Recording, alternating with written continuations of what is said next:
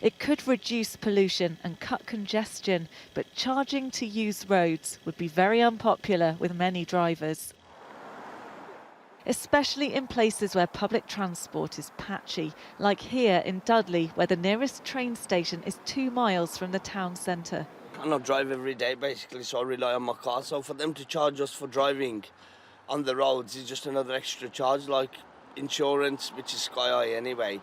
Then you got road tax, which is pretty high as well. The roads are bad enough as it is, never mind helping to pay the government. They need to fix the roads, not pay the government. Charges would be introduced to make up for lost tax revenue as more people drive electric cars, with sales of new petrol and diesel cars to be banned as early as 2030. Current motoring taxes raise £40 billion a year. Fuel duty, charged at 57.95 pence a litre on petrol and diesel, raises around £28 billion for the Treasury. That will eventually disappear. Road charging has been suggested by previous governments, only to be scrapped after a backlash from drivers.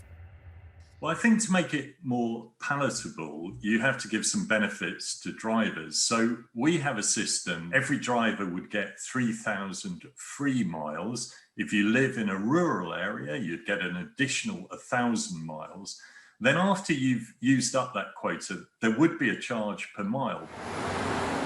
There's already a congestion charge in London, and drivers have to pay to use the M6 toll in the Midlands. It's a fixed charge no matter how far you've driven on the motorway. A new, more widespread system would have to be more sophisticated, possibly using some form of vehicle tracking.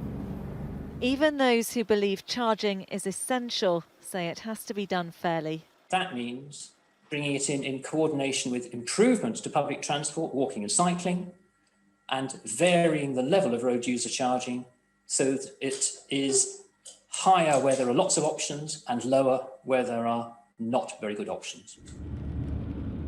More roads like this could be the price drivers have to pay on the way to a greener future. Becky Johnson, Sky News.